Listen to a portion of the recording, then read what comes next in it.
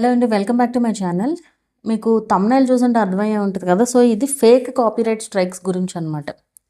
Fake copyright strikes ఇది ఎందుకు వేస్తున్నారు, ఏంటి, మీరు ఎలాంటి జాగ్రత్తలు తీసుకోవాలి ఏంటి అనేది అయితే నేను క్లియర్గా చెప్తాను. ఇది చాలా చాలా ఇంపార్టెంట్ వీడియో. దయచేసి వినండి అండ్ షేర్ చేయండి కూడా ఈ వీడియోని మీ ఫ్రెండ్స్కి. మీరు నిజంగా కేర్ చేసే క్రియేటర్స్ ఎవరైతే ఉంటారో వాళ్ళకి ఖచ్చితంగా షేర్ చేయండి ఈ వీడియోని. నేను ఎప్పుడు కూడా నా వీడియోస్కి లైక్ చేయమని, షేర్ చేయమని, కామెంట్ చేయమని నేను ఎప్పుడు చెప్పను. కానీ కొన్ని వీడియోస్ కంపల్సరీ రీచ్ అవ్వాలి, జనాలకి రీచ్ అవ్వాలి అంటే మీరు షేర్ చేస్తేనే కదా. ఇప్పుడు నా ఛానల్ తెలియని వాళ్ళు ఉంటారు, వాళ్ళకు కూడా మీరు షేర్ చేస్తేనే కదా తెలుస్తుంది. సో ఇది చాలా ఇంపార్టెంట్ వీడియో. అండ్ రీసెంట్గా ఏం జరిగింది అండ్ ఎలాంటి ఫేక్గా కాపీరైట్ స్ట్రైక్స్ వేస్తున్నారు, స్ట్రైక్ కాదు అది, కానీ మెయిల్ పంపిస్తున్నారు ఏంటి అనేది నేను మొత్తం క్లియర్గా చెప్తాను.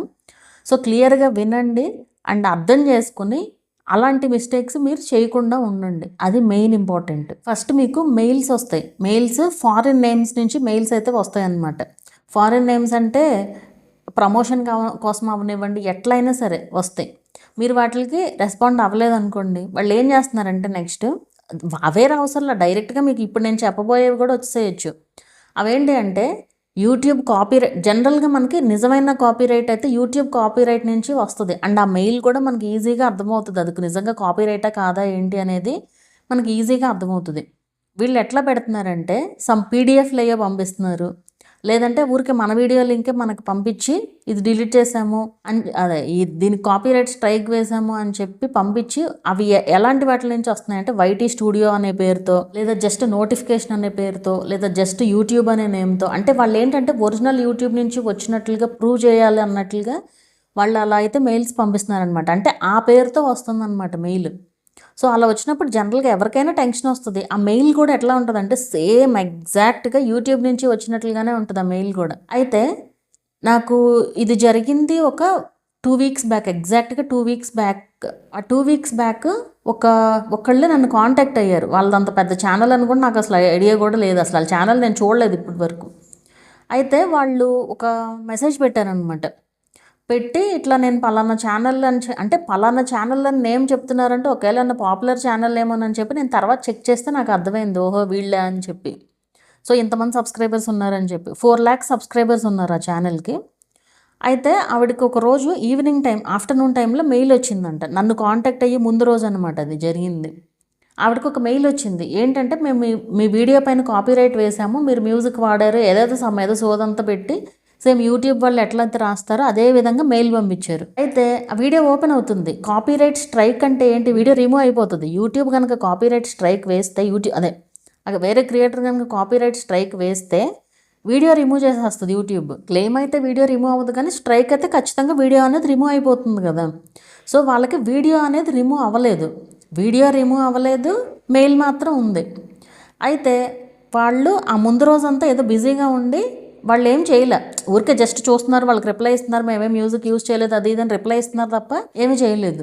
అయితే తర్వాత నాకు పంపిస్తే ఫార్వర్డ్ చేశారు, స్క్రీన్ షాట్ పెట్టారు. స్క్రీన్ షాట్ పెడితే చూస్తే అందులో పీడిఎఫ్ అనేసి ఉంది. అసలు పీడిఎఫ్స్ ఎందుకు పంపిస్తుంది యూట్యూబ్, పంపిదు. సో పీడిఎఫ్లు అదేంటి మళ్ళీ ఫోన్లో ఓపెన్ చేస్తుంటే అవ్వట్లా. అంటే వాళ్ళు హ్యాకింగ్ సాఫ్ట్వేర్ ఏది పెట్టారంటే సిస్టమ్ హ్యాక్ అయ్యేటట్లుగా పెట్టారు. అంటే ఇప్పుడు అదే మెయిల్ని ఇప్పుడు నేనే నా సిస్టంలో ఓపెన్ చేశాను అనుకోండి, నా సిస్టమ్ హ్యాక్ అయిపోద్ది అనమాట. సో ఆ విధంగా పెట్టారు వాళ్ళు. అంటే వాళ్ళు హ్యాక్ చేయడానికి పెట్టింది ఏదైతే ఉందో ఫోన్కి ఏం ప్రాబ్లం లేదు కాబట్టి వాళ్ళు బతికిపోయారు. లేదు అంటే ఇప్పుడు అది క్లిక్ చేసి ఫోన్లోకి ఓపెన్ చేయగానే ఆటోమేటిక్గా హ్యాక్ అయిపోయేది కదా.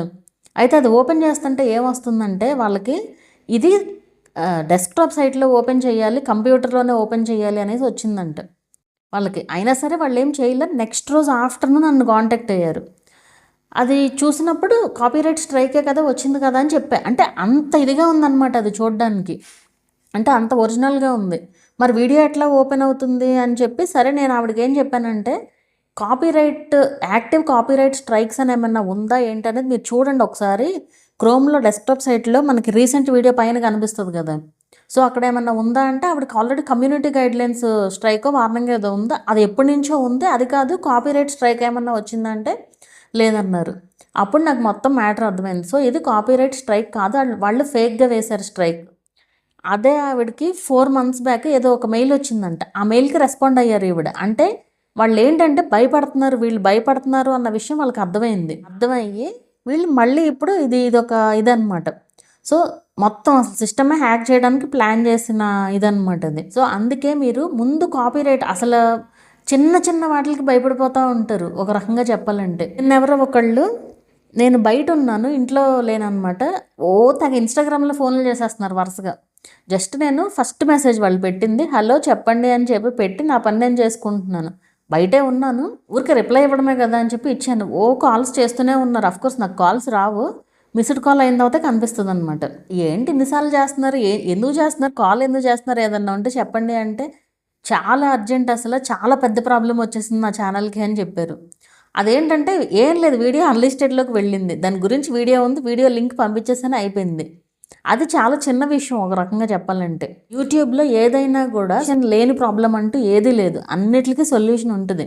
సో చాలా కంగారు పడిపోయి ఏదేదో చేసేస్తూ ఉంటారు, అంత మిస్టేక్స్ అంతా చేసేస్తున్న వచ్చేవాళ్ళు కూడా బోల్డ్ మంది ఉంటారు. సో మీరు ముందు అసలు భయపడొద్దు, మీరేం మిస్టేక్ చేయకుండా ఏ ప్రాబ్లము లేదు అనేది మీకు తెలియాలి కదా. సో ఇప్పుడు వాళ్ళకి ఏమైంది, ఆ రోజు నేను చెప్పాను ఇది కాపీరైట్ స్ట్రైక్ కాదు అని చెప్తే అప్పుడు వాళ్ళు రిలాక్స్ అయ్యారనమాట. సో అది ఇప్పుడు వాళ్ళు కనుక అట్లా రిప్లైస్ ఇస్తూ నిజంగానే సిస్టంలో ఇంకా సిస్టమ్ యాక్సెస్ ఉంది వాళ్ళకి, అయినా సరే లాగిన్ చేయలేదు, అదొక మంచి విషయమే కదా, లేదంటే మొత్తం సిస్టమ్ హ్యాక్ అయిపోయేది కదా. అందుకే చాలా కేర్ఫుల్గా ఉండాలి. సో ఇప్పుడు ఏమయ్యేది, వాళ్ళు కనుక అది ఏదన్నా సిస్టంలోకి లాగిన్ చేసి ఉంటే ఛానల్ హ్యాక్ అయ్యేది, 4 లక్షల సబ్స్క్రైబర్స్ ఉన్న ఛానల్ పోయేది. ఇప్పుడు మీకు కొంతమంది ఎట్లా ఉంటారు, మేము అసలు చదువుకోలేదు, మాకు అసలు చదువు ఏం అవసరం లేదు, యూట్యూబ్ కోసం చదువు అవసరం లేదు, కొంచెం మీరు బుర్ర వాడగలిగితే చాలు అంతే. ఇప్పుడు చాలామంది సక్సెస్ అయిన ఛానల్స్లో కూడా చదువుకోని వాళ్ళే ఉన్నారు. ఏం లేదు, కొంచెం మనం వాడాలంతే. ఊరికే భయపడిపోతూ ఎవరేం చెప్తే ఎప్పుడైనా నెగిటివ్కి ఈజీగా కనెక్ట్ అయిపోతారు, పాజిటివ్ కంటే నెగిటివ్కి ఈజీగా కనెక్ట్ అయ్యి అవి చేస్తూ ఉంటారు. సో మీరు పాజిటివ్గా ఉండి ఆలోచించండి, ఏ ప్రాబ్లమో ఉండదు. ఇప్పటికిప్పుడు ఏదో జరిగిపోయేదైతే ఏమీ ఉండదు, అది మెయిన్ అసలు.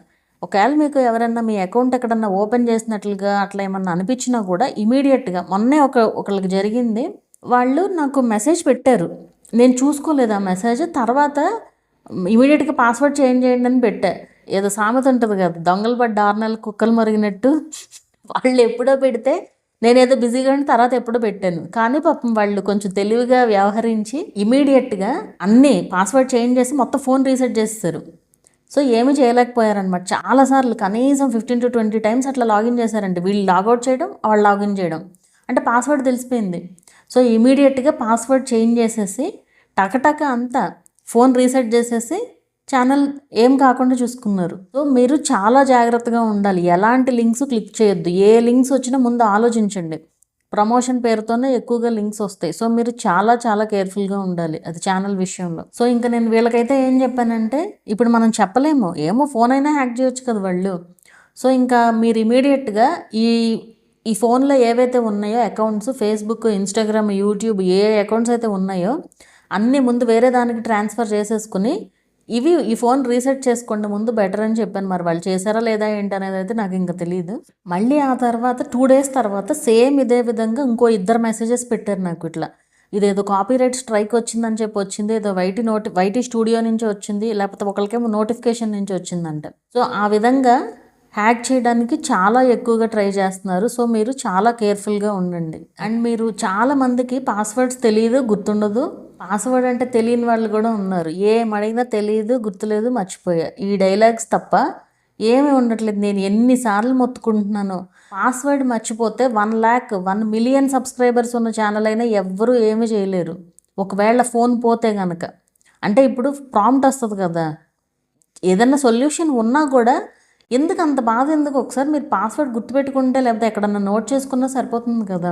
మీరు పాస్వర్డ్ ఇప్పటికైనా తెలియపోయినా సరే ఇప్పటికైనా రీసెట్ చేసుకోండి, పాస్వర్డ్ రీసెట్ చేసుకుని ఆ పాస్వర్డ్ అయినా గుర్తుపెట్టుకోండి. ఇప్పుడు ఎప్పుడన్నా హ్యాక్ చేయడానికి ట్రై చేసినప్పుడు ఇమీడియట్గా మీరు పాస్వర్డ్ చేంజ్ చేసుకోవాలన్నా ఉండాలి కదా. సో చాలా కేర్ఫుల్గా ఉండండి. అండ్ ఇంకోటి, ఎలాంటి సైట్స్లను కూడా మీ పాస్వర్డ్స్ అయితే అడగరు, మీ పాస్వర్డ్స్ ఎవ్వరు కూడా అడగరు.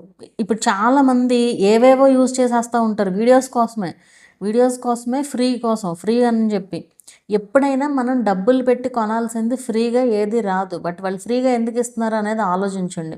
కైన్ మాస్టర్, క్రాక్డ్ వెర్జన్ అని ఇట్లాంటివన్నీ ఏవైనా సరే తెలివిగా యూస్ చేసేసామని ఫీల్ అవుతూ ఉంటారు ఎక్కువ మంది. సో మనకి డబ్బులు ఇచ్చి పే చేసి తీసుకోవాల్సింది ఫ్రీగా ఎందుకు ఇస్తున్నారు అనేది ఆలోచించండి. మన నుంచి ఏదో డేటా తీసుకోవడం కోసమే కదా. సో ఏదైనా ఫ్రీ అనేది కరెక్ట్ కాదు. మనం పే చేస్తేనే అది మనకు వస్తుంది అన్నది ఫ్రీగా ఎందుకు వస్తుంది అనేది ఒకసారి ఆలోచించండి, అర్థమవుతుంది. ఎలాంటి లింక్స్ క్లిక్ చేయొద్దు అండ్ ఎలాంటి వెబ్సైట్లో, మీకు తెలియని వెబ్సైట్లో ఊరికే మీ ఛానల్ మెయిల్ ఐడీస్ పాస్వర్డ్స్ ఏమీ ఇచ్చేసేయకండి. అండ్ ఒకవేళ మీరు ఆల్రెడీ ఏమైనా ఇచ్చినా కూడా అనవసరమైన ఏమన్నా ఉంటే కనుక తీసేయండి. అండ్ ఇప్పుడు పాస్వర్డ్ చేంజ్ చేసుకున్నా కూడా ఏం ప్రాబ్లం ఏమి ఉండదు. సో అది మీకు అర్థమైందని అనుకుంటున్నాను. ఎలాంటి లింక్స్ పైన క్లిక్ చేయకండి, చాలా జాగ్రత్తగా చూసుకోండి మీ ఛానల్ని.